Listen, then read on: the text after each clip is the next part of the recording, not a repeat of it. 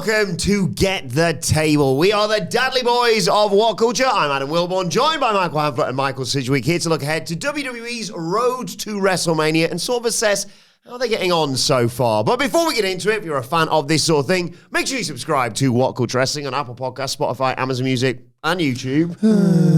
We do daily wrestling podcasts where we review Raw, SmackDown, the show formerly known as NXT 2.0. AEW Dynamite, AEW Collision, pay-per-views, premium live events. We have interviews, roundtable discussions, and a round of the week complete with a bloody good quiz, of course, on WrestleCulture. As I said, though, joined by Hamflett and Sidgwick to discuss the road to WrestleMania. Basically, we've been off for a few days because of tour, and we've missed SmackDown and Raw, and a wider discussion has sort of opened up as to what's going on with this build to WrestleMania. In 3 weeks' time, we'll be flying out. In 3.5 weeks, it will be WrestleMania weekend, Hamflett. And this was all sort of encapsulated by something that happened to Simon Miller at one of our live shows. Yeah, as you point out, like at this point, sadly, the window might have slammed shut on us doing full catch-ups on Raw and SmackDown. It has. It almost certainly has. We'll just joyously watch it in our own time and then think about it after the fact. Yeah. That's probably how that'll work out. But, on one of the dates on the tour, Miller, in one of his absolutely brilliant one-man show sections. He is so good. So again, are you, by the way. Oh, it's all good stuff. Incredible. It was all good stuff, but seeing that room opening. Yeah. Really, really good stuff. He was holding court with people, talking about a number of different subjects, and then he kind of brought it around to like a general point, and he sort of stopped himself halfway through to take a quick, funnily enough, temperature check within the room. And he said, who's excited for WrestleMania? And there was but one enthusiastic noise echoing throughout the iconic garage venue in Glasgow. And that sound was Michael Sidgwick pissing himself when nobody made a goddamn noise. I wasn't there, by the way, at the time, so he was on a bus late coming up from Nottingham. Nobody made any noise. And Miller himself even was like shocked and sort of, it's that bad. And then went on to discuss some more other stuff about why that might be, and it was like relevant to kind of what he was discussing anyway. He was on about the three-way and the build and the kind of like the janky nature in which all that sort of come together with Seth and Roman and Punk. And it was telling in the moment, but not all that surprising, truthfully. And that sort of allows us to kind of touch on SmackDown and Raw and the European tour thus far, and some of the mounting problems, I think, that have mounted quicker than I think even WWE thought they might. It was maybe a shock to Miller, but not a surprise, and not a surprise to us. And I think there's been a little bit of like early onset arrogance from WWE. Like I said it with sadness in my heart at the start of this year when I was watching the Netflix special, but then with a few of the things that had crept in like late last year, that this is the year where it creatively falls off its peak. The business is going to be fine. The hot crowds for now are going nowhere. The star creation machine hasn't fully malfunctioned. There are definitely some people bubbling under that you expect will have good 2025s, which will carry into a good 2026. WWE, we've been saying the phrase, WWE is more moneyed forever, right, at this point, and it just continues to be that way, and that's not changing at all. So there's just to clarify that. So this is some sort of doomsday thing if you then say, see, WrestleMania was class, actually, shut up. But there are just like mountain examples of lazy, creative, negligent handling of big stars and big matches going into WrestleMania season, compromise, cowardice, and in the case of the Glasgow Raw, more so than the Bologna SmackDown, because the expectations have already fallen for SmackDown, unfortunately. So you weren't even seeing, God, SmackDown sucked. That was really weird. People were just like, yep, SmackDown sucked again. Crowd were amazing. These crowds in these European shows or any markets that are underserved are amazing. They have just sort of relied on that since this European tour, haven't they? Leaning on it. Raw was the one where, to your point, that the conversation really like kicked into overdrive a little bit of, is this just crap?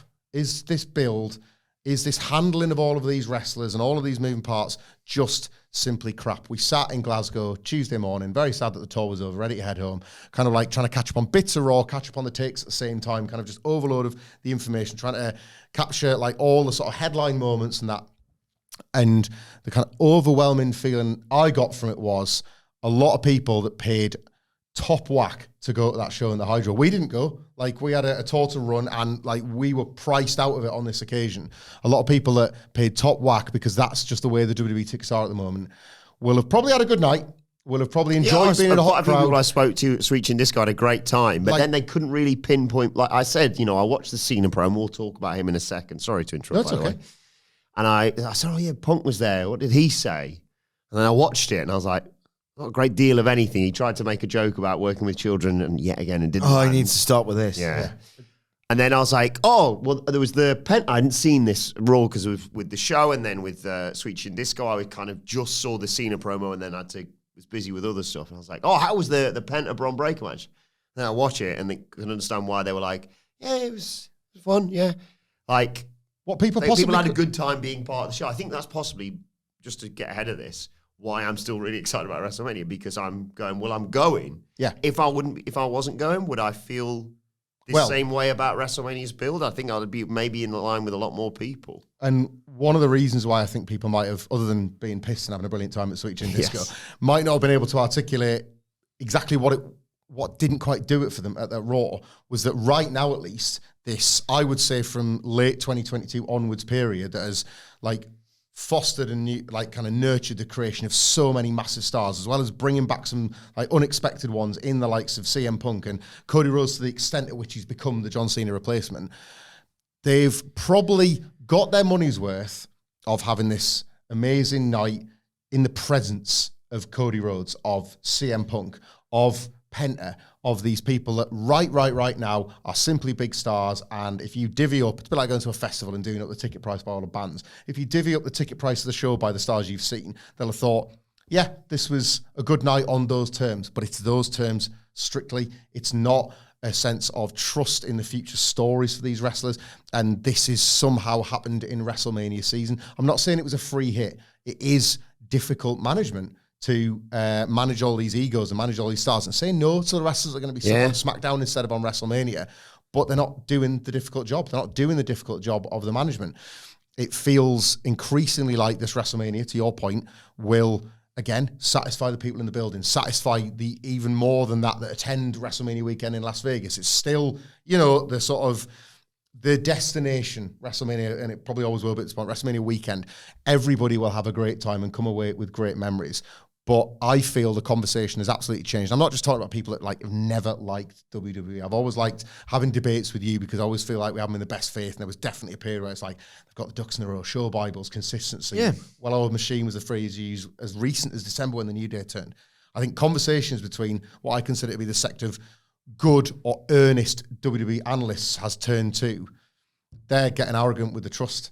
They're going to lose the trust. And as we've seen in the last 5 years alone with both companies, both losing and gaining that trust is just about the hardest thing that you can do. And WWE are about to let it slip through their fingers.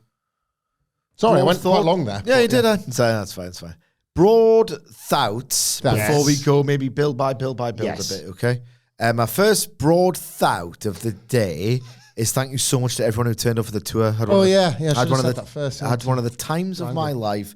It was amazing. Sorry that we couldn't get the usual content up. There was just, there wasn't really time. We probably could have done it after instead of going to a bar, but, it wasn't much time. We'd already worked really hard. These live shows are stressful. Thank you so much to everyone who came, made noise, asked questions, said hello. I had one of the times of my life, and I couldn't do it without all you guys. And we couldn't do it without all you guys who didn't attend the show, but continued to listen and help us have the reach that we have. So thank you so much. It was awesome. WWE is rubbish, and I can scarcely believe how rubbish it is. January 5th. To what is it, March 25th? No? March 26th today, yeah. Today is March 26th. January 5th, it felt like the well-oiled machine is now going to get even bigger and better. Netflix deal, WrestleMania season. Nothing could possibly go wrong. What happened? What has happened? And that's the question, I guess, that we're here to answer today, or that we've tasked ourselves with answering. There's so much to, the absolute rib removal self-suck job that was that first episode of Raw on Netflix. It's gone to their head.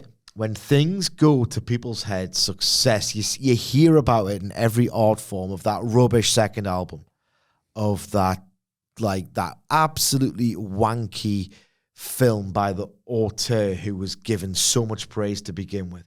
When people believe their own hype and it gets to their head, that January 6th, like from Donnie Darko to Southland Tales, from definitely maybe to What's the Story, Morning Glory to Be Here Now.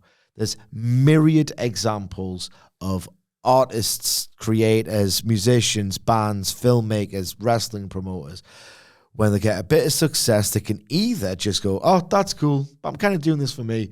And, it's not inevitable, but my God, it happens so often that it's become a cliche and it's become a term, and it's second album syndrome. And Triple H has done that great first album of, the Vince era's gone. That early demo of, Tommaso Ciampa can be Harley Race and pay tribute to Harley Race. Can you imagine Harley Race's name being a big part of a storyline in 2025? Then Triple H is savvy and clever enough to go, right, no one really knows who Harley Race is. I mean, I think that's crap, but whatever. It's just the modern times. Things move on. I will lean into what do these fans like, want, embrace. Cinema, but melodrama, Bloodline, Judgment Day, like classic, great fundamentals with the rise of Cody Rhodes, like Triple H's classical pro wrestling sensibilities fused with, all right, I'll give them a lot of melodrama and less work rate, shying away from his NXT era. So that's the debut album. Harley Race stuff with Ciampa demo. Bloodline, Judgment Day, Cody Rhodes title chase, Red Hot tags on Raw. First Triple H main roster album. And now he's just sucked himself off and believed the hype. And then I don't know what's going on because the amount of teased directions dropped. You can account for a lot of that with, all right, okay, well, Punk and Roman, they want to work a program, but neither of them wants to lose. Seth, you can do that, and then we can make a thing. And Seth might be going, man, he wants a spot as well. The Rock will do what he wants, but the thing is, The Rock's only really influencing two people right now, and that is Cody Rhodes and John Cena. The decision to have Jey Uso win the Rumble, I think it's not turned out well. But then, right, Rhea, Io, he's being nice almost. He's being too nice as that arsehole Triple H. That triple threat on the Raw side of things has been a disaster in terms of Rhea Ripley, who is closer than ever to, right, okay, we're going to have to turn her heel at some point. She's still over, but these things start and it's a snowball. When this type of fire starts, it's very difficult to put out. And Rhea Ripley is a child. That's a storyline. Like, remember Solo Sikoa attacking Cody Rhodes in the main event angle of a SmackDown? Mm-hmm. What the hell happened to that? Here's something. Nothing. The idea, like this Intercontinental title scene on Raw is just a joke, realistically. Logan Paul and AJ Styles were maybe involved, and then they thought we might need Logan for a special attraction singles match. A total waste of talent. Like, Rhea Ripley has become this child. Waste of a talent. CM Punk is the best grudge feud guy in pro wrestling. I've got PDS, even I can admit that. I wish Kenny Omega had a bit of what makes CM Punk. Every wrestler should study the out of CM Punk for what he can bring to. You always need something outside of the title picture. Title feuds write themselves. Why would you put CM Punk, who, like MJF, Drew McIntyre, like after this return, worth his weight in gold in grudge programs, in a triple threat match? He doesn't seem to give a damn. The big story for me, and of course, state-sponsored WWE media will never touch it. We will. The big story for me is what the hell have they done with Roman Reigns? And I'm going to ask you something honestly. I want you to be honest with me, Wilbourn. Is this what you expected when you thought, right, the thing about the big, long heel run that gets critically revered and everyone's into it is that, bang, if you do that magnificently well, theoretically, it doesn't always work out like this, but, Austin, The Rock, I mean, that's the template of You have this amazing heel run. The fans respect you so much. You just basically bought a 2-year face run. Did Roman have 2 months of a good face run? Did he have 2 months of a good face run? Part of that might be no one believed Solo Sikoa was a credible threat, and it was just such a formality the way that ended. But my God, Roman Reigns, has he barely even turned babyface? He's a tweener. He can't be tweenering Roman friggin' Reigns. Either keep him heel or turn him babyface. Turn babyface. Okay, I'll go back to this, but it's relevant. He turned babyface when he finally said yeet for Jey Uso, and they put it on tape. And that was a mistake at the time, but it was at least, that's what he needed to do. He's that, like Jey Uso was the heart of that all along. And Roman Reigns, like, I finally acknowledge you. You know, you are. It thought that it was a speed run to War Games, and then they can deal with, I don't think they've ever had an idea for Roman Reigns. I don't think they've had a single idea. What's he doing at WrestleMania, really? Can't really be in a title picture, so what do we do? Punk? I don't know, and I don't think they know. Just the amount of teased, it's so weird how Hamflett would speak glowingly and earnestly and justifiably about the character Bibles and the way that every character has a relationship with every other character and they can be drawn together. That's disintegrated. It's wild. It is wild. It's like these characters have barely interacted before half the time. It's just, I think it's a combination of the arrogance going to their head and a bit of a contempt for the audience of, we've got them, they're hot, we've won. AEW being completely in the mud until, 2 months ago? And I know, why is it about AEW? These things matter. Mm-hmm. They just were so far off the radar that they didn't have to do anything. Yeah. But now, I don't know, it's not a case of everything that could have gone wrong has, but this John Cena heel follow-up has been poor. This triple threat match is your second biggest match, a total waste of CM Punk. The women's division continues to reek because what the is Charlotte Flair doing? Why is Rhea Ripley, the Destroyer, whatever, what's her nickname? Yeah, the Eradicator. The Eradicator, a child, a total child. Multi-man city across the card. I told you Finn Balor versus Dominic Mysterio. I said, they're wrestling a match at WrestleMania, and you guys said, well, it doesn't look like it. It's like, they're building it, even though it makes no sense because who's the babyface? They'll probably get thrown into a multi-man with they are, that's the report. Yeah, that's four-way, isn't it, for Braun, Penta, Dom, Finn Balor. What is that? You know what? Like, what is that? Road Dogg, not helping at all. I did it and Sidge did it, right? You end up naming like 6 things. And of course, we want to touch on like all of these on this podcast. Sorry, one more thing. I know you're about to launch into a point, right? All right. Imagine building like something special that means a lot to people and just being really self-indulgent and putting yourself over. I don't know who would do that, but... I thought you were going to say, imagine building this beautiful house and inviting Road Dogg into it. I know. He's literally got a dog house. They deserve Road Dogg. Road Dogg deserves them. Next question. Question. We've both done it, right? There's like... We're going to talk about all those things in a bit more detail, and you'll have your order that we've already just destroyed. But this is what it feels like from the outside looking in. I think, like our listener and viewer base may disagree. Comments welcome as long as you keep it nice. Still see some people like fighting for the title, or just simply liking it. I want to just say that as well. I'm not saying that you're he still likes being in the world. Yeah. Less so, and that's where it's really hit me over the last few weeks. SmackDown especially. Like, I don't want to go into this world. Like. He does, and I'm going to tell you, before you get into your next point, we were in a Raw bar. Is still, we were in a pub in Glasgow, and it was too late for SmackDown. Raw hadn't happened yet, really, so I had to go to the pub instead.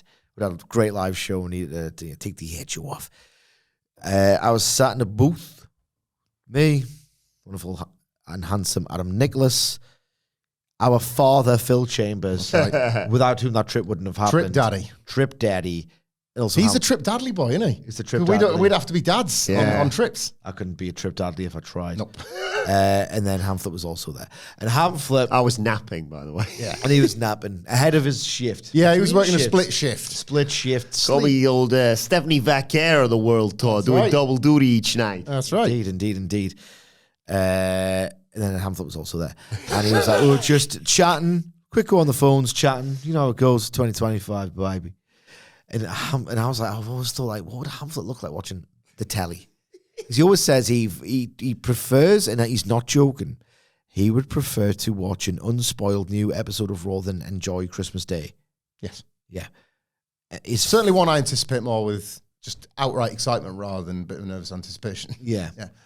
His face just going through Raw and who's done what and the notifications. He's like, he's honestly, the CM Punk has returned to WWE face that you might have seen Hamflett pull. It's on his Twitter still. Matt Reigns, I think, still has it as his pin for Yeah.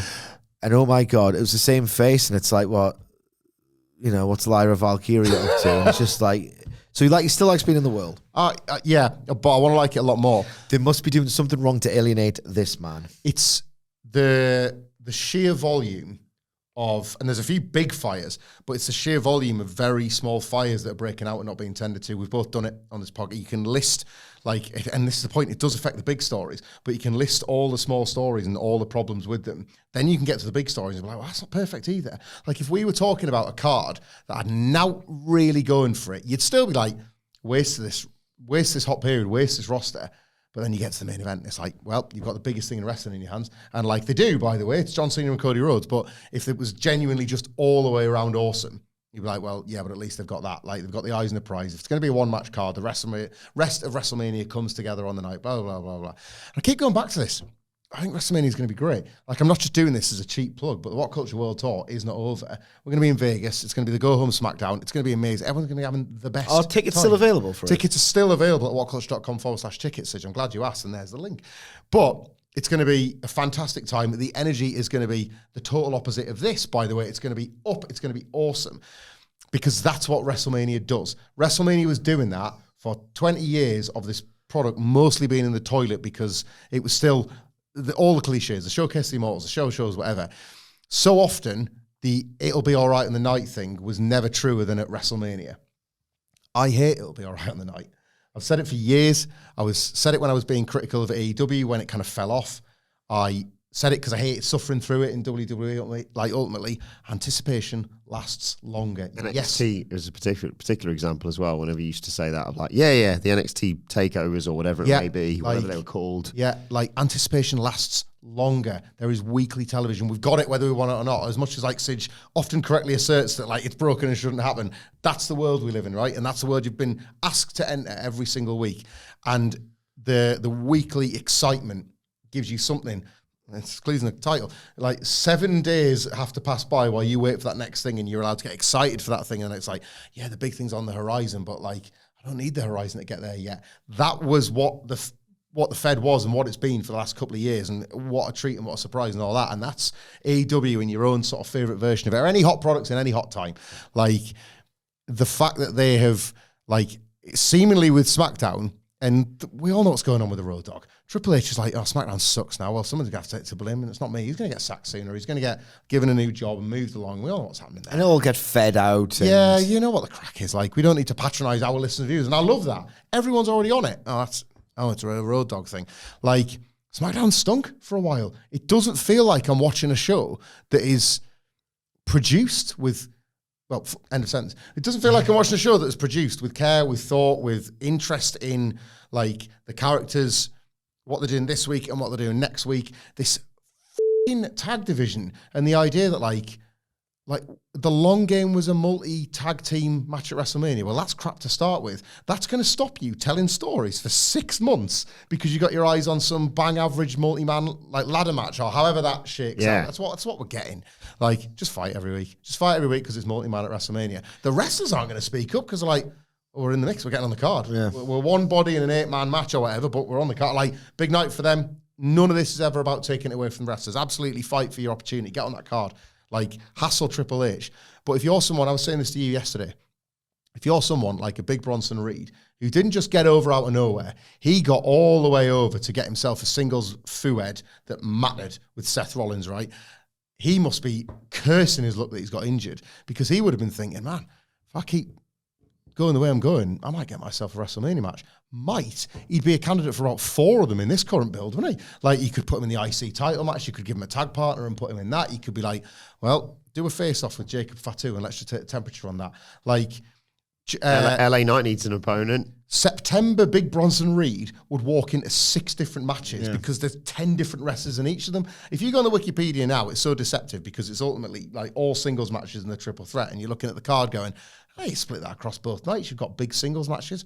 But what are we watching on television on these undercards and in these mid-cards? It's just dousing the flames of these characters that we're getting over, that we're getting hot. Braun Breaker's going to, like, on the night, run at a gazillion miles an hour with loads of people out there, and it's going to feel as hot as the WrestleMania 39 showcase match. Remember how great and how awesome that was and how much we all loved it, right? It's going to feel like that when you got Braun Breaker in there with 4 to 6 guys, however that turns out. But, like, it's doing a disservice to his year. It's doing a disservice. Like, Dom will take a spear. You'll just say it's wrestling. Like, they'll say it. They'll say it to him if he doesn't volunteer. It's WrestleMania. Just take the potential concussion. You'll get it's different business now. Take the whiplash. You'll get tomorrow night off. You'll get as long as you need, and you'll get that moment like captured forever. You know at this point it's worth it. You've had plenty with your dad. You get it. But I just think like now's the time. If we want to remain credible and we want like our listeners, our viewers to listen to us later in the year like they are now, like now is the time to highlight the many, many things they are simply allowing to slip. A million things. A million things you might say, Sid. Like the allowance of standards to slip. And, you know, we've always said bookers have runs for moments like this, I guess. It is the sort of thing where you can... Rob Fees is finished. You could, if you wanted, acknowledge that you have abandoned your show Bible and your rules and your whiteboard of things that we must do. And if you are brave enough to do that and say, well, we know WrestleMania is going to be awesome because it is, just because it will be, or it'll be awesome enough. Big capital M moments will happen and everybody have a good time.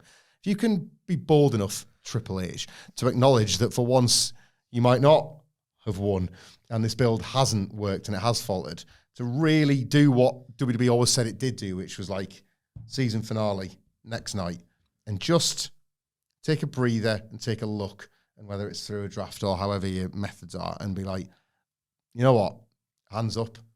We kind of dropped the ball. We kind of like got a bit slapdash and a bit lazy, and you identify the 6 or 7 projects and you work on those projects at the expense of everything else. You have 12 more months for WrestleMania. You can do it. Like, this doesn't have to be all doom and gloom. The Fed is completely dead. Like, the creative peak, like, that's it now for another, like, 10 years or whatever. Yeah. But you are this close to having those conversations. Like, we could definitely have that conversation with way more certainty by the end of, say, Backlash. Because WrestleMania has to happen, has to pay off these things. If this feeling's kicking around in April, you just start to get in trouble. Because you've got the year ahead, you've got like SummerSlam to look towards and Survivor Series to look towards, and there's no getting it back. Like WrestleMania season, it's like it's late March. How like you've possibly killed a town in Glasgow on these European tours that have been can't miss. There came a strategy that was so hot, and you're going through cities and killing towns. It's kind of amazing that it's happening the way it is. But, like, metrics will support the decisions. Netflix will be happy for a while. Yeah. Like, presumably. Tickets are going to ensure that the gates are massive for a while. The noise doesn't disappear overnight. The noise takes ages to disappear. Jey Uso, for what it's worth, and I think me and you might have a slightly different, from what we were discussing in the hotel, I might have a slightly different take on some of this Jey Uso stuff to what I've seen a lot of criticism. I actually still think it was the right move, because I support being bold with your booking and giving him the Rumble and kind of feeding into a John Cena idea, I actually think was the move. And even if it fails, and even if WrestleMania is a calamity, I would say that's one of the few examples of taking a punt on something. Like a noble failure, maybe, in the way. Support that kind Conditional noble failure Jones. That's kind of how that's how the media will cover it in the aftermath, definitely. Think like that in the year ahead, and one of them is going to work better than you thought, even if a couple more failed. I'll back that kind of thing. Even this angle on Raw, like, the whole point was the contrast. And there's no bigger contrast than a guy that cannot throw a spear or a crossbody block and he kind of amalgamates the two and then falls over, versus the best wrestler in the world, who, by the way, happens to be a world champion in Gunther. Yeah. They are just exploring to a greater degree the gulf between the two and making you think how that might work out at WrestleMania. Don't hate it, even if the execution, like, is putting it on the nose that the guy sucks. Yeah. Guy doing Yeet sucks. But I actually don't mind that story, as opposed to some of the other one. Let's get into some of the individual storylines then. Some of the stuff that's happened over the past few days on SmackDown and on Raw. No better place to start than John Cena wanting to ruin wrestling. Right. sorry, Sidge, I'll go. And then I think you were onto this before me with Raw last week. A very, very quick personal anecdote. One of my kids was falling in love with Cody Rhodes versus John Cena. And I fell in love with Hogan and Warrior, and I didn't know when I was a kid that was the end of the boom. Right? So, like this, it is happening again. Right? And Trip off the old block, huh? yeah. So the size and the scale of it. The apple does not fall too far from the tree. Absolutely does not. That poor kid. Right? The size and the scale of it. You should tell him what's a dub instead. It's this. What this is. This ain't wrestling. This right here. Where you gone? No, the size and scale of it, which WWE could have always lent on, even if they never turned John Cena heel, was going to be enough. And it's going to be enough, right? And it looks big and it feels big and it's noisy. And Brussels did something to him while we were in Glasgow. He watched John Cena on Raw and John Cena and Cody Rhodes interacting. He's into that story. And then like Penta and a couple of others. As a result, as it's supposed to happen, big stars draw you in, the supporting cast do the rest. It's worked. It's worked for now. I don't know if WrestleMania will just be the peak and he'll have that, oh, well, wrestling's finished. That story got paid off and we're done. He might not stick. He might not stick around. But last week, after Brussels, came on this podcast and I was in love with it. Sid didn't like it. And I just backed what I thought was an earnest let it play out. Like week one, do some stuff in week one because there's also 2, 3, 4, 5, 6 to think about. Well, now as it turns out, there's only 2 and 3 and we just had 2 and 2 stunk. So what are you going to do in 3 when you're advertising the same thing again, right? I blame The Rock. I do blame The Rock first and foremost because what I am seeing is Cody and Cena at this point trying to elevate bad material and having mixed success with it. It's just they don't know what to say. Yeah. They don't know how to tell a story. I'm assuming it needs certain approvals. We could talk. I just don't know. You just don't know. But the assumption, I think, is somewhat fair that The Rock kind of doesn't do big, long, intricate master plans, and you kind of have to do things. It's all feeling very generic. And what's funny about this is, and I'm saying this earnestly, I'm not trying to, respond to discourse, but it is, what's a story? Because, the great storytelling wizards over at WWE, we have arrived at Rock wants Cody's soul because he wants a corporate champion for himself. Why? I don't know. That first layer of Austin McMahon informed everything that followed of, I want a better corporate representative than this beer-swilling redneck. It was an actual thought, and, this is just, because this is what we do on the back of Austin versus McMahon. Then Rock goes away. Then Cena decides to disregard the last 6 years of crowd reactions, turns heel as if it is in fact 2012 all over again. Bizarre. Absolutely bizarre. Can't take it seriously. His promo on Raw, which I caught most of via X, so maybe I didn't see it in totality. Maybe the 12 minutes he apparently droned on for were actually really captivating, and I saw the wrong clips. But the idea of just, I'm here to ruin wrestling because it's revenge, it's the same issue as the last week's. They loved you. This makes no sense. This makes no sense. It's very Vincian in terms of its verbiage and its approach to continuity. And really, in terms of where's the story, the premise makes no sense. And the plotting is just so repetitive under the same roof. Face to face, they'll probably do a contract signing if that's not already confirmed. They've got one. Oh, of course. Okay, yeah. Just chatting to each other about talking to each other. Maybe they'll have a pull apart brawl, but they're just taking in turns. They are taking it in turns to talk to one another about a storyline that, when you think about it, makes zero sense. That's late stage Vince, top of the card.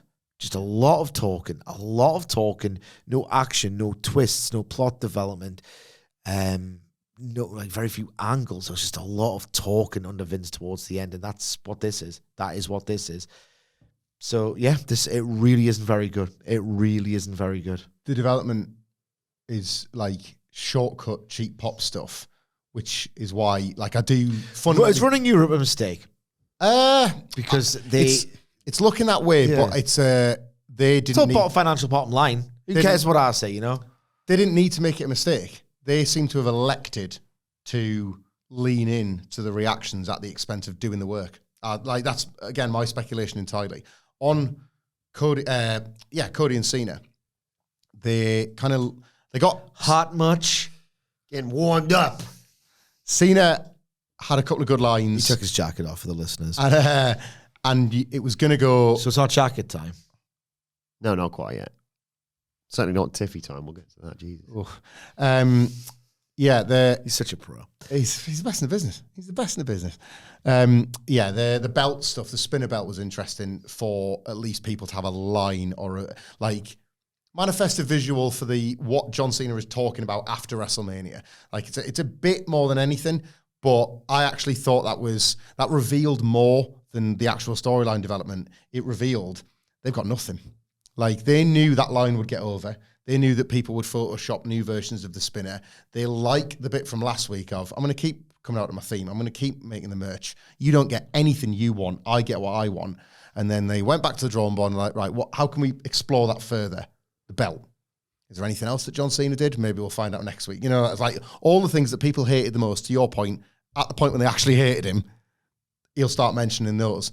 But it's shortcut stuff. It's not a plot development. It's something they knew that people would tweet about and they would engage with, and they would be forced to reckon with should Cena win that title. And you can have some fun fantasy booking it, but it's not a development. It's not. Cody Rhodes, similarly, says on the Brussels week, I don't want this guy. I want the proper John Cena. Whoever you are is not somebody I respect enough to even worry about at WrestleMania. John Cena comes out and does nothing different. Does nothing different from who he was the prior week in Brussels. And then Cody Rhodes comes out and says, well, I'll fight you then. It's like, well, don't make your top babyface a guy that contradicts himself. Like he's unbuttoning the shirt and say, yeah, fair enough. Like he wants to fight him. He decked him at the Elimination Chamber and there's a match at WrestleMania. So I get that. But nothing in the plotting drew that out of Cody. And I'm telling you, watch the footage. There were years, plural, of WWE doing that. Well, what's going to motivate him to do that? Ask those questions. Find something that the character does that makes him, well, now I have no choice to fight. Now that's how, perfect example. Elimination Chamber, you mentioned it before, Sami Zayn and Roman Reigns. How much did people fantasy book that ending with Kevin and Sami hugging in the ring? They didn't do it, did they? Why would Kevin hug him? He wasn't there to suddenly magically make friends with Sami Zayn. He was there to do the right thing and stop the bloodline beating down Sami Zayn and Roman being cruel. That hug came weeks later. Do you remember Jey Uso wanting to hug Sami but kicking Sami and saying, I'm not going to turn on my brother for you, mate? And that's how you get a WrestleMania main event, because they made you wait because the stories made sense, the decisions were better and smarter. Now, Cody, 7 days ago, you're nothing, you're a bitch. 7 days later, Cena says the exact same thing. Them's fighting words, bitch. I think that's a really, really plotting just obvious example of the lack of thought into the character motivation. Yeah.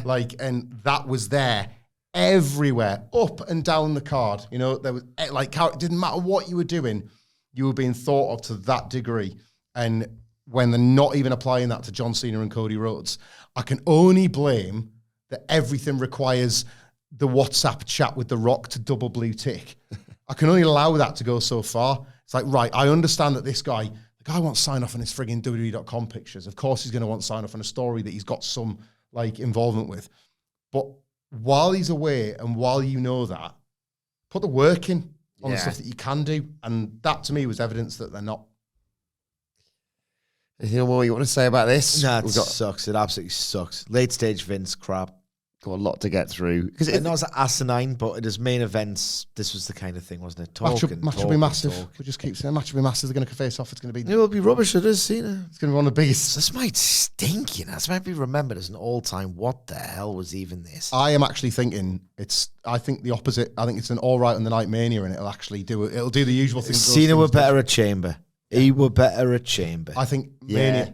There's going to be a lot of this, and we used to live in this world all the time of well, turned out great on the night.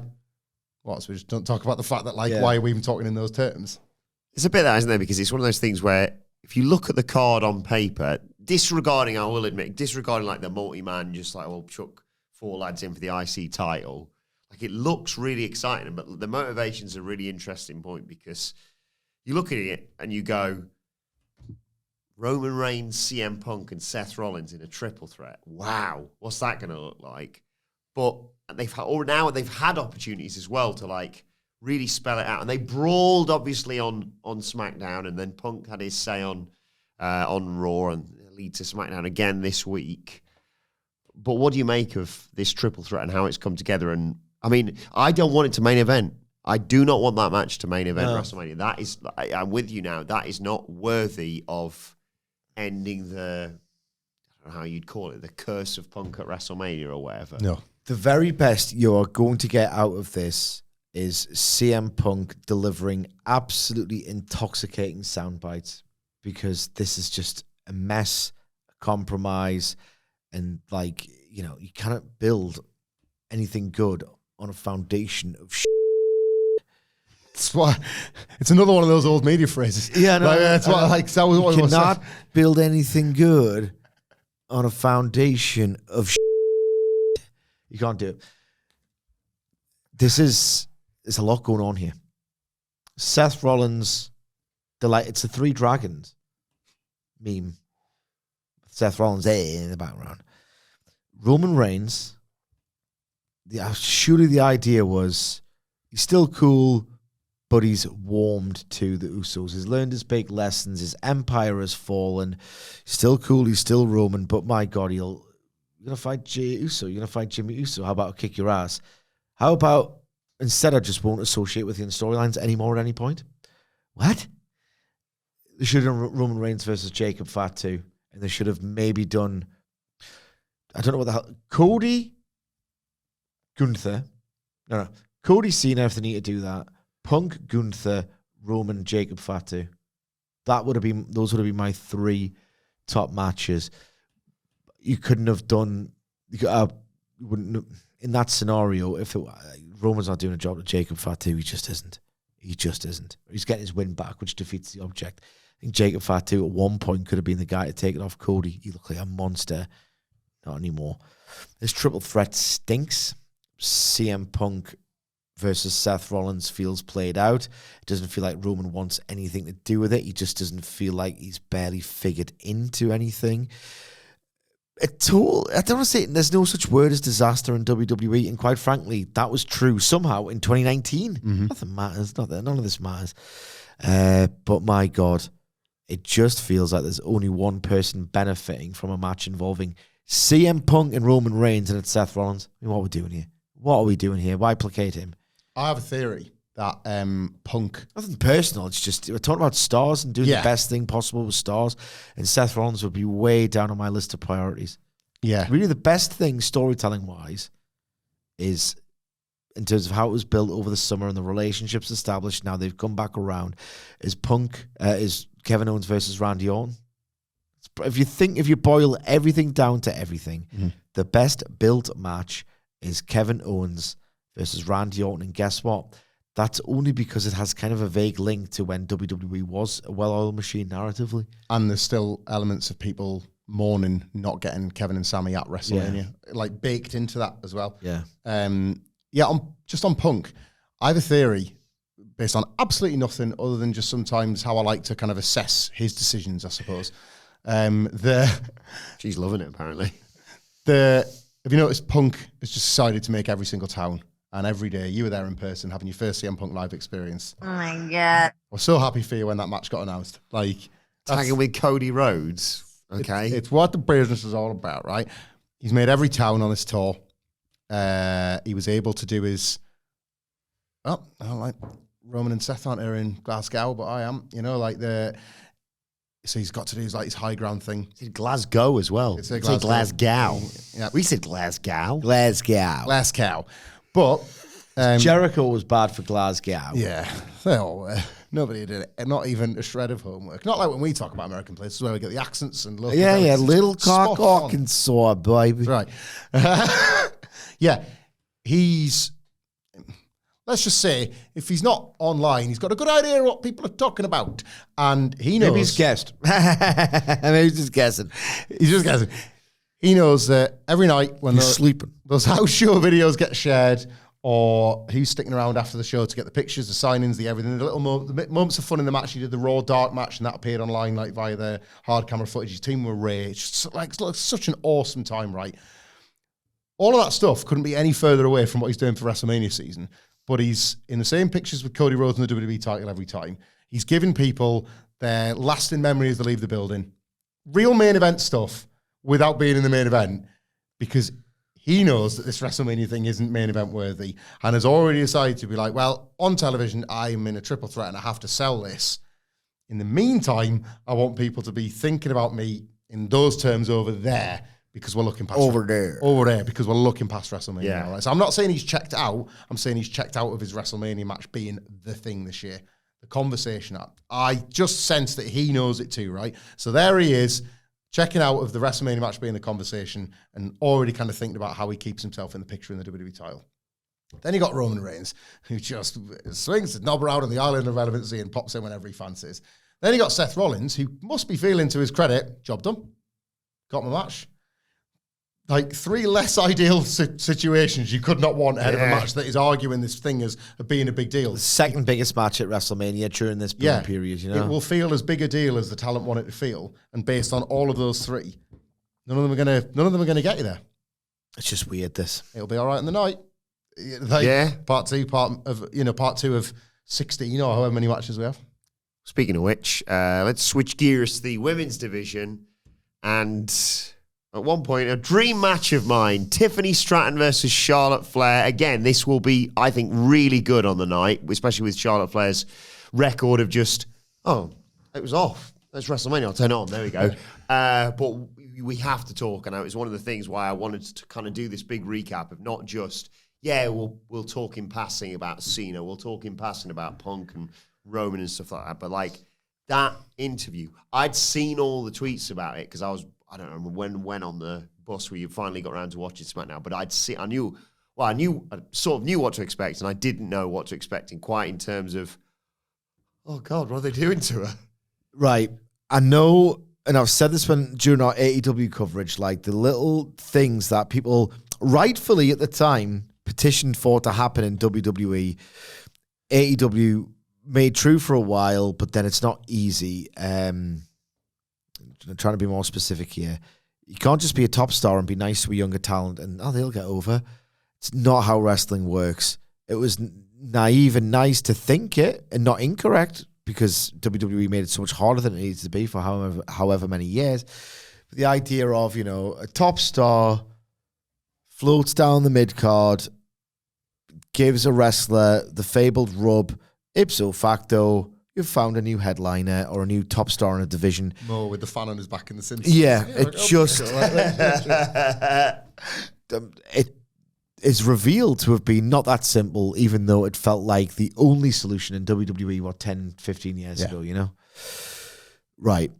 That being said, look at what Becky Lynch did for Tiffany Stratton during their NXT program compared to what Charlotte Flair's doing to Tiffany Stratton right now. It's pathetic. Barely on TV. It is morbidly hilarious if you have my sense of humor. My God, Becky Lynch treated her seriously. Becky Lynch gave her everything in that NXT match. Becky Lynch, you can't just do it. Wrestling would be so much easier and wouldn't have been rubbish for however many years it was if it was like top star. This endless parade of top star works with next in line. Next in line gets over, becomes top star, works with next in line, and on we go. It's not that simple, but my God, you've got to try. Otherwise, it's never going to work. Sometimes it works, sometimes it doesn't. That's the way it all shakes out. If you don't try, it doesn't work. I mean, that's a pretty simple principle here. And oh my God, compared to what Charlotte Flair is doing with Tiffany Stratton, Becky Lynch tried. And do I understand the Charlotte Flair point of view? Not really. Not at all. She's going at this. Someone had a word beforehand and said, don't give her anything. Yeah. Don't even let her speak first. She thinks she's speaking first. Just jump in. It's just, she's so detestable and rude and obnoxious and just aloof. And with Tiffany Stratton, she's not going to be like a Daniel Bryan character, like browbeaten, but just so talented that you just get behind her anyway. A, she's not as talented as Daniel Bryan. B, that's not a character. No. It's always going to be iffy, Iffy Stratton. Is that anything? Iffy time. Yeah, I need. Well, it's iffy time now. I really need to get some more sleep. Right, like she needs an assist, and if it doesn't work, it doesn't work. At least he tried. Her character is meant to be, and it's always going to be Iffy trying to turn her babyface, which is the point I was trying to make. Sorry, it's my fault when I'm broken of having someone who's so arrogant, ruthless in terms of that Nia Jax stuff. And all right, okay, well, be more likable, I guess, than Charlotte Flair have a fouet. That's always going to be really difficult. But that's the thing. Try. You're in deep water. Do you try and like swim up to the surface? Hang on, let's drown you a bit first. Well, I mean, what we're doing here with this, I think it was a difficult one to pull off to begin with. And Charlotte Flair is just decided to be Charlotte Flair. You have to give her something. You have to give her a lot, actually, given the dynamic is pretty flawed, and Charlotte and Tiffany's not naturally a baby face anyway. I mean, you could legally blonde Tiffany Stratton, but then that's going to be hard because it's meant to be a substantial main event push, and it can't just be, the vapid-looking wrestler, but with a heart of gold or more intelligence than you expect. I don't think Tiffany Stratton's got much underlying intelligence, quite frankly. I've seen her socials over the past however many years. Basically, this whole thing's maybe completely knackered. And maybe Charlotte Flair's savvy enough to realise this and just, funny if I decide to be rubbish.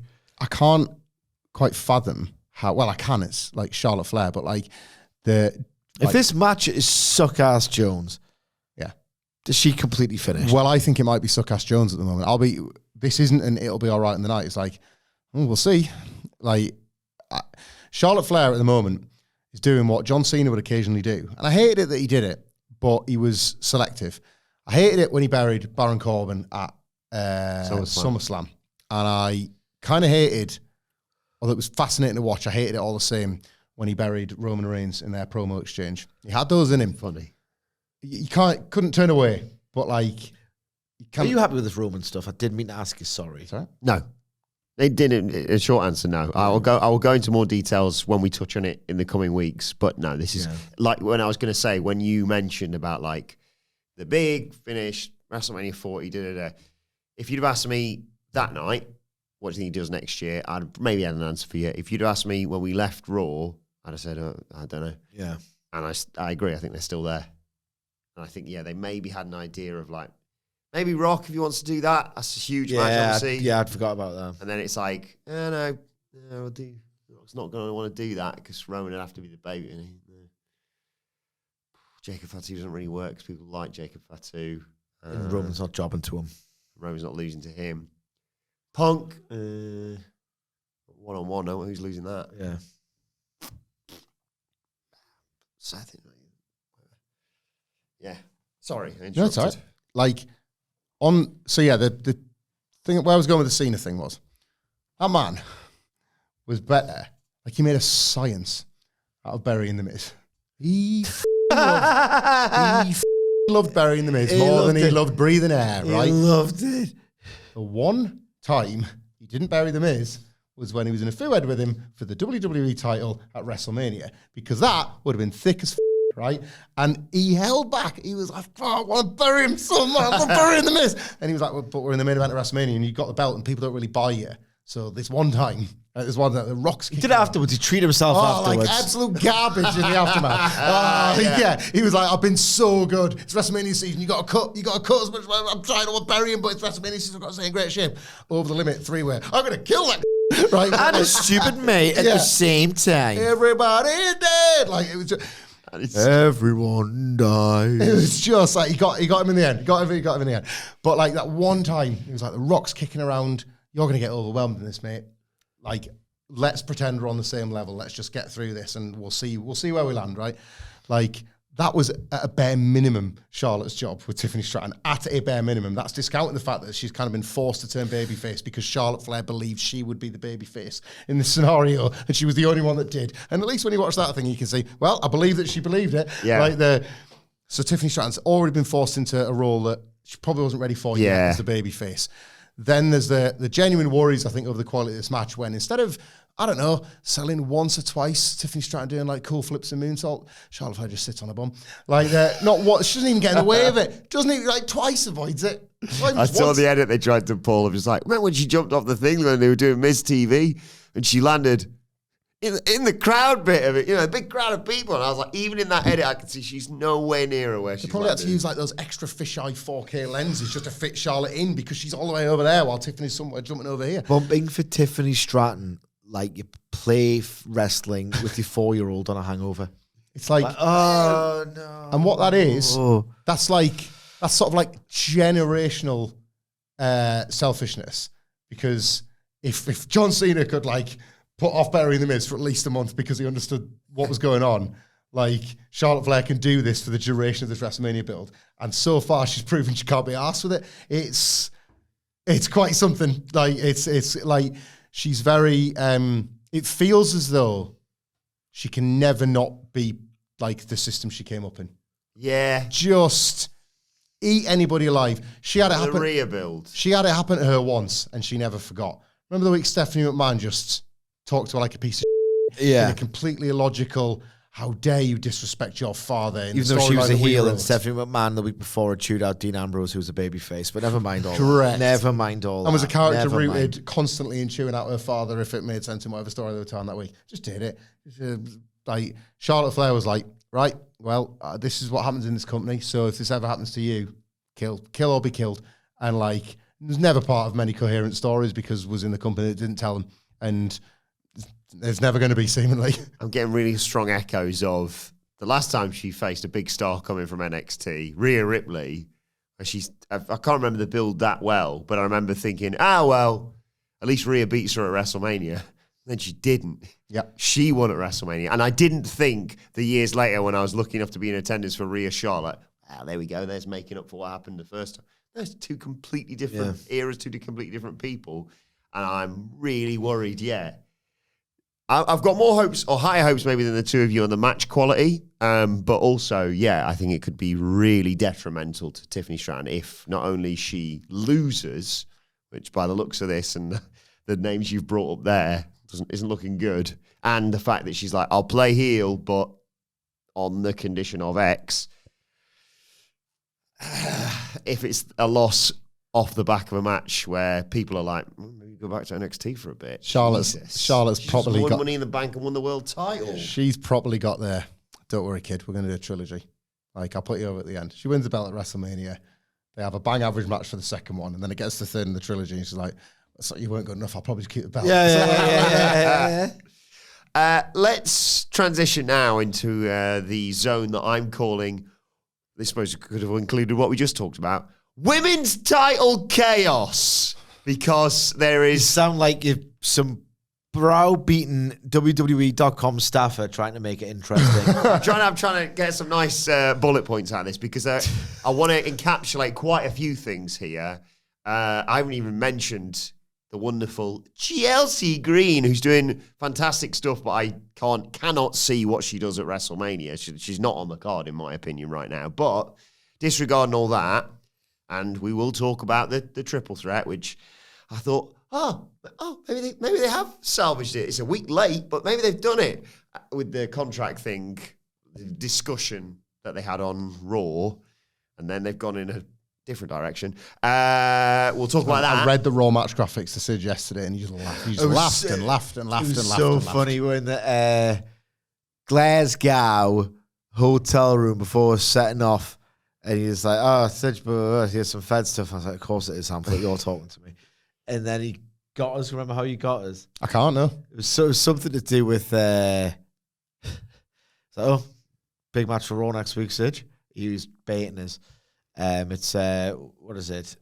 This Io match Sky and Rhea. Yeah, the women's title rematch. Io Sky versus Rhea Ripley. Rhea Ripley with Yeah. And Bianca Blair's just on the and I just don't know what she's doing at the time when Hamflett tells us. And I was like, it's going to be disqualification, obviously. And he goes, don't know if Bianca Belair, who's a special guest referee, is going to disqualify anyone. Maybe she'll just tell them they both can't wrestle it. I can't believe it. It's one of those things where it's like, you must know. You must know that you've you've got your Netflix deal. Vince is firmly gone. You think, well, just do some stuff now. Do some stuff. Legacy secured as the guy who saved the Fed. Let's do anything now. There cannot be any kind of care about this because you must know this is garbage. You got a decent little synthetic, really well plotted product about a year ago. What happened to it? Hardest thing to do is to get the train back on the tracks, and you have to do the hard work to do it, and it doesn't look like they want to do the hard work anymore. Bianca Belair, special guest referee for the you know it's going to be. Why are they so obsessed with triple threats and multi-mans? I think it's so hard to book well. Didn't mind this as a triple threat. I said this at the live show. I've said this on every podcast we've done ever since it seemed to be that direction that they were going, and ever since Bianca won the chamber, and you had the match on Raw, and we were like, "Oh, it's a big surprise that great surprise, but a surprise nonetheless that EO's won," because we just thought, must be finally doing Rhea and Bianca. We sat here and we said on multiple occasions, well, EO's, they're all kind of like baby faces to different extents, but EO's beloved by everyone. So just have EO, give her the impetus. She's the champion. Tommy Dreamer. We'll take them both on hardcore. Yeah. Especially because they'd had the sort of pie facing of her a couple of times. You're like, okay, she's been mugged off, but she can be like, no, bollocks to you. I'll batter both of you. Let's go. They do the contract saying like, all right, here it is. She's going to say, I know your name's not on this contract. Oi, Pierce, add a name to this contract. I want to batter you. I'm going to batter you at WrestleMania. I'm still going to leave as champ because I'm the best. And you're like, yeah, go on, EO. And Rhea comes down and goes, writes her name, and you go, what's this? Okay, so wait a second. This week on SmackDown, right? Cena, Roman, and Rollins have got a contract signing. What's stopping Austin Theory going? Didn't Rhea Ripley say on Raw, I don't care about WrestleMania? Yeah. Good, don't get the match then. Yeah. Just wait. And then they have this thing on. Everyone gets to 10. Everyone knows that. This thing on Raw, and I was like, everyone knows that. You did a terrible job of this. What else you got? In terms of Adam Pearce going, listen to me, Rhea. You can't just sign your name on a legally binding contract and say you're in the match. Well, that was dreadful. Okay, Pearce comes out there. That's obviously bollocks. That doesn't count. You're like, all right, okay. And then EO comes out, and I'm like, a week late and a dial short, but they're doing it. And she's going to go, well, I know it's not legally binding, but you know what? After all that she's said and all that I've been through, bollocks. Let's make it a triple threat. Let's have it. And then the women, all come out and argue because that's the way they have to be booked. And then I was like, right, she gets pie-faced again. Right, now say it.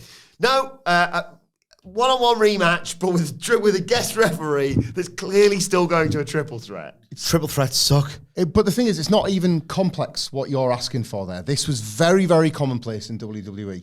A year ago even.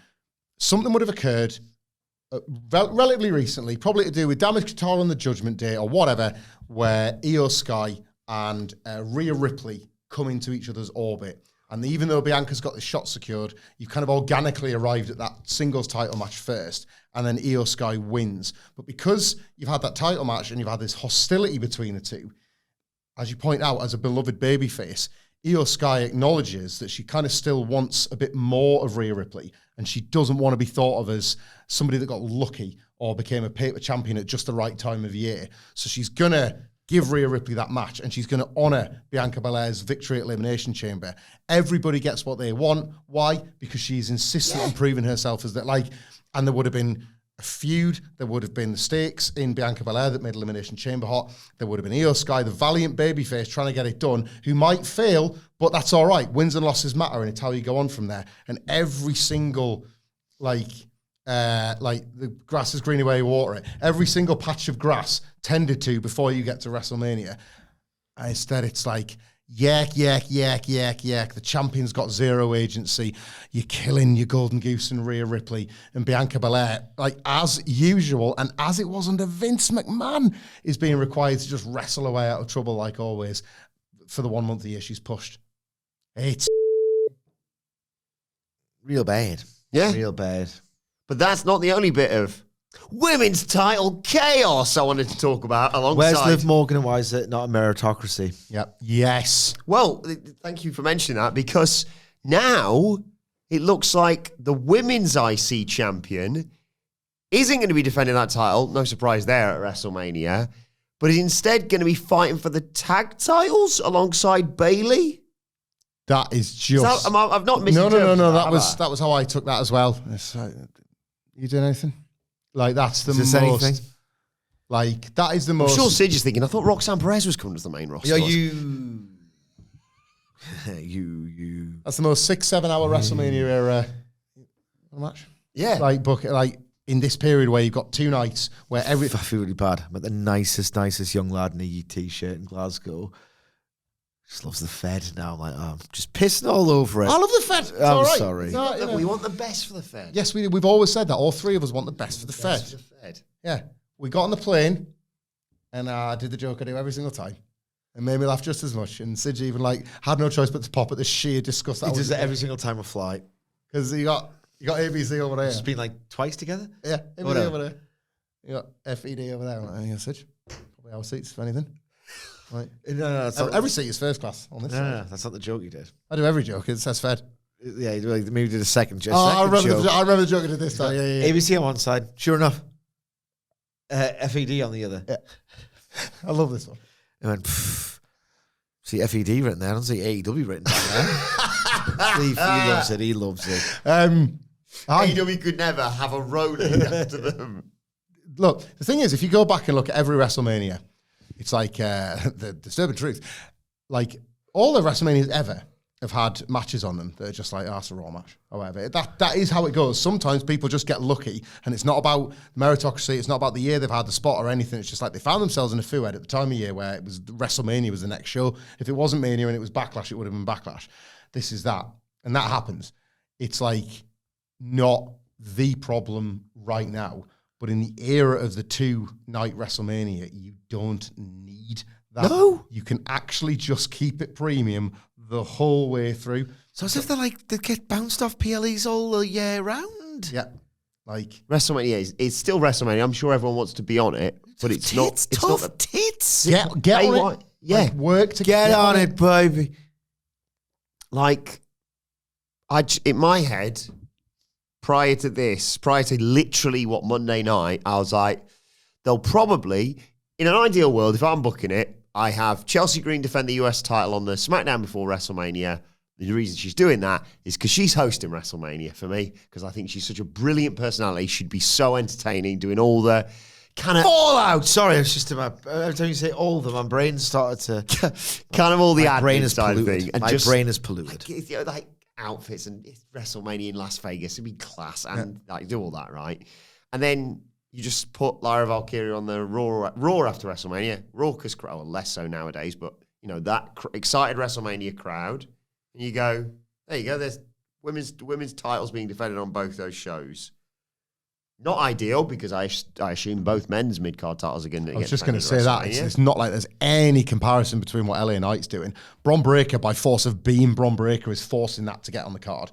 But I can't argue LA Knight getting a match over Lyra Valkyria or Chelsea Green. Not at all. Like, that Shinsuke Nakamura non-run that made no sense to anybody has left LA Knight the cracks have been there for a while. The least over he's ever been. And it's in March, Yeah. Like, yeah. Concerned, yeah. But then we speculate, we obviously want Livy Omega to... LA Knight, possibly. We want Livy Omega to be on the show, obviously. She deserves it. She absolutely deserves it. Like, the tag title match, them winning the tag belts was sort of perfect WrestleMania season booking. We always talk about the people that are left out. We've not had that conversation this year because Triple H is not leaving a f***ing one of them off the card. Yeah. But normally there's always one that, like, very, like just timing, whatever it is, they're just super unlucky they don't get on it. It's kind of looking like it was going to be Liv Morgan. Yeah. And then they put the tag belts on, you're like, well, great. Like, because if nothing else, he kind of books stuff around. Forgets to tell loads of stories with the women, but he books stuff around the belts. So find them a tag team. Nope. Just got any baby faces backstage? I think Bailey's kicking about. Do we have a champion? Oh, yeah, the bird one. Right, we'll put them two together. It's pathetic. It's rubbish. Like, but, Liv Morgan will get you to 4 1/4, so. No, it's just not a very good build, is it? No. Not a very good build at all. Liv Morgan deserves more. Roman Reigns is going to get something despite not really wanting it. It feels like the talent is being, I don't know, just completely misused. Does Triple H have the guts, right? No.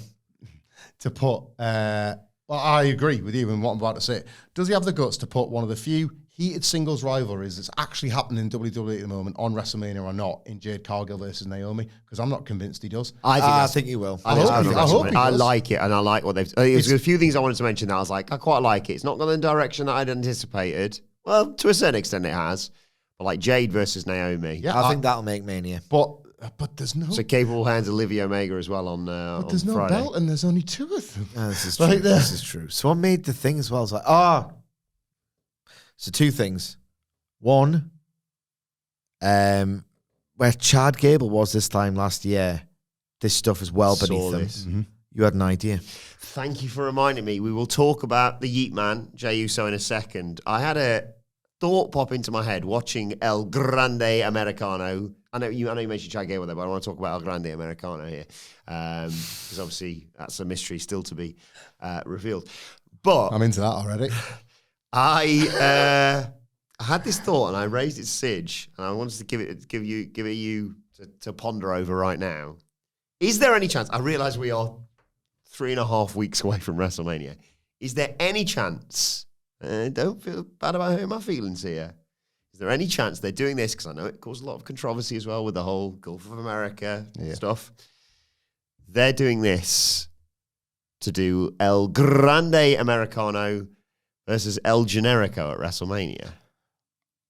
I saw that fantasy booking, and I felt like a lot of things I'm seeing, which is just like early stage denial that like this build's good. You know, like this idea that but there's always this around the corner, and I have not got that for this WrestleMania build. So I think it's incredibly short notice. Yeah, it's not a no, but it does just sort of, and again, it would like ties in back to it and a bit of fun, bit of fan service as well.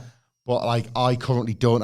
What you need for that is like just a positive vibe about them knowing exactly what they're doing. Because you could write it tomorrow, couldn't you? Exactly. Could. Here's something, not to harsh the buzz and get too analytical about a potentially fun idea, even though like having, someone who isn't Mexican do this is pretty... It's Phoenix squashing him, isn't it? Yeah. If it's anything at all, it's Phoenix squashing him in like 10 seconds.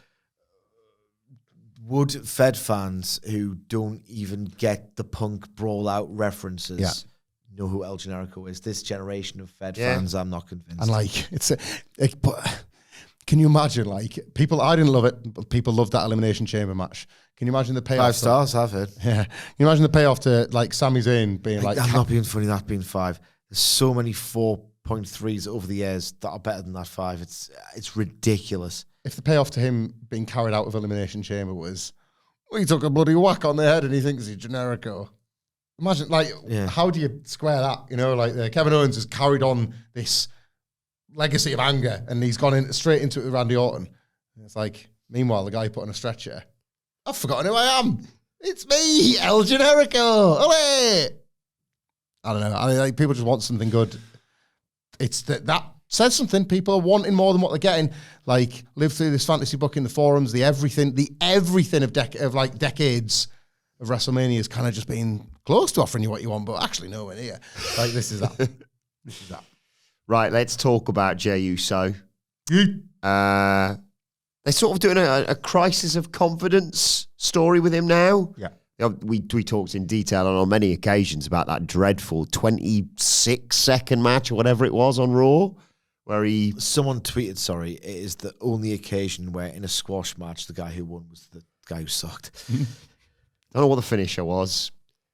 Botched It was a flying body spear. Come on.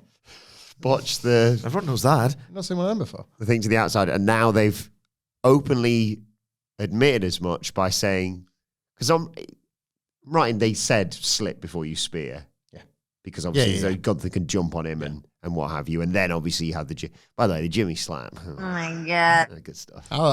Big Jim's going to get killed, but... He's one of my favourite people this WrestleMania season is Big Jim. He's just cursing his way, whatever the I love that guy. I absolutely love that guy. We were popping again at just Brawson breaking character when Solo accidentally swore and Solo goes, and then Jimmy goes, They're on camera to millions. They don't give a damn. I love Big Jim.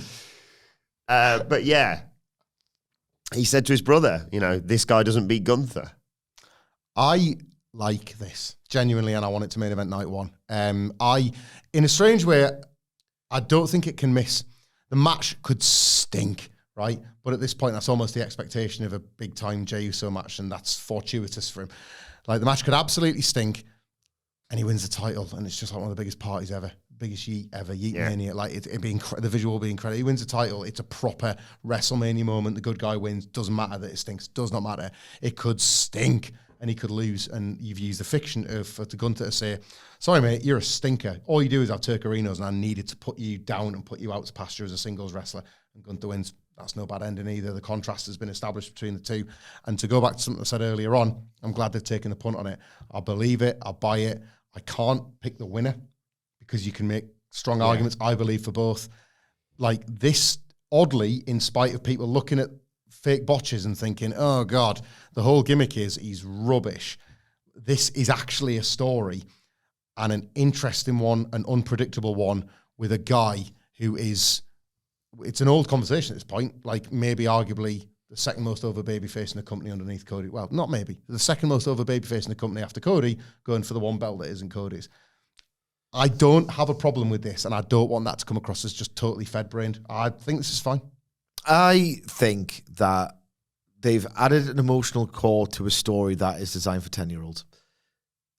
I mean, look at who Jey Uso is eating with. And 10-year-olds should have stories. Of course they should. That's this, I just wanted to clarify that in case anybody misunderstood. Yeah, of course. Wrestling's for kids. Yeah. We just have the curse that we can have our inner child or, a sicko grown-up and or inner child service. That's fine. This is a story for 10-year-olds. I mean that not necessarily as an insult. I wish 10-year-old kids would like wrestling. It's one of the cool things to like. It's a nice bit of wish fulfillment as a young kid, as it was for me, Having Bret Hart thinking, things can get done the right way. It's nice. I'm not taking the piss. Like, the idea is, is my favorite still good? I need to watch this match to find out. I mean, what they've done is they have... What are you laughing at, bro? Sorry, just realised that the last Crisis of Confidence storyline, is my favourite still good? I have to watch it and find out, was me about 6 months ago with Tony D'Angelo facing over Femi. So yeah, we're all big kids. We're all 9. We're all 9 years old. Dad, what's the mafia? We're all 9 years old. Look, here's the thing. They've turned a botch into Jey Uso isn't rubbish. He's just lacking confidence, guys. And, maybe that could inform a better match rather than just basic comeback spots at WrestleMania where he messes up. Gunther's got a great face. A great face. If Jey Uso messes up in the WrestleMania match, which is now bound to happen because they've folded that into the story, Gunther's two faces of, you will be really funny. That's his catchphrase. Yeah, that's all the t-shirts. And oh my God, he's coming back. He's coming to get me. Paintbrushes, isn't it? Come on. Yeah. Go on. Yeah. Oh, bollocks. No, I think they've done something quite clever here. It's funny. So it's funny. It's funny that they've had to do this for their world championship #1 contender in a boom period. Don't get me wrong, it's all fun stuff, but I think it'll work on the night. It's the only thing on this WrestleMania card currently where I just can talk about in the terms I would have liked last year. I believe very, very strongly in the importance of like range and flavor in these big WrestleMania cards, and this is actually providing that when so many of these things are doing the opposite. They're just like, this is flavorless and actually does away with making you think about the match itself. Yeah. They're just people, just they're throwing just wrestlers at you. I really hope this main event's genuinely. Yeah. Not just for the yeet, because that happens whenever it happens on the card, but yeah, like you say, it's ridiculous that the Royal Rumble winners, like, am I good enough? What? Yeah. But, I mean, I suppose in a weird way, they're lucky that short match happened with, 5 weeks to go rather than 2? Because if he was just rolling in then a week before, he's like, don't know if I can win anymore. Yeah. His brother's going to die next week. Yeah. Gunther is going to kill him and say, this is what's happening to you in 3 weeks. Yeah, might be too ambitious, because it's like Moxley. How do we save AEW that they build a story around it? Oh, well, we'll do a story where Jey Uso has to be good. He sucks though, so that's a bit ambitious potentially. Yeah, I certainly don't foresee Jey Uso holding this title heading into 2026. Let's say, but we might not even win. But one more thing on this. One thing on this is if he sucks and botches up now, and he's a botch City Jones guy, it's like it's meant to happen. So perfect, isn't it? Perfect crime. Yeah, perfect crime. Perfect crime. Oh, I think that's the road to WrestleMania pretty much covered so far. Yeah, Been a weird one. it's pretty much sucked. We will obviously continue talking about this. And Gives me no pleasure to Sorry, say. just before we go, let's just shoot on some people. I'm not going to name any names. Well, I've seen a couple of prominent accounts this weekend being like, what do we think about the WrestleMania build? Fantastic or simply fine? Like the framing of daring to criticise it from their paid up towers. And I think you know some of the ones we're talking about. And I think you know the guys.